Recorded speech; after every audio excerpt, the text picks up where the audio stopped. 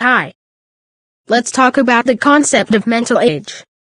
So mental age is this idea that some people are mentally younger than they really are. It's usually applied to disabled people. So someone might say, my brother is autistic. He's 20, but he has the mental age of a 2-year-old. So let's talk about how this concept is wrong.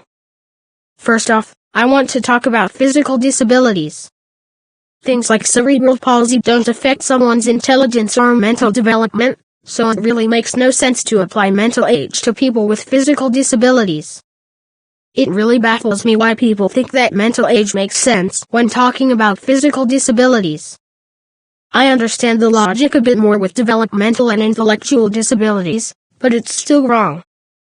I understand that people with intellectual disabilities may have IQs that are comparable to children, and I understand that developmentally disabled people may like things or behave in ways that are comparable to children. But that's the problem. It's infantilizing to compare an adult or a teenager to a child. People with intellectual or developmental disabilities are still their age. They've been alive for as long as they've been alive for. They've had more time existing than children. They've had more experiences than children. They are not mentally children. They are their age. And I haven't even gotten into how inaccurate IQ tests are.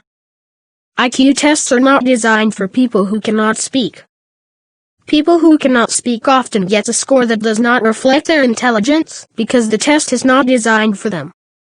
Just because someone is diagnosed with an intellectual disability does not mean that they really have an intellectual disability if they can't or don't speak. And people who do have intellectual disabilities shouldn't be underestimated based on their IQ.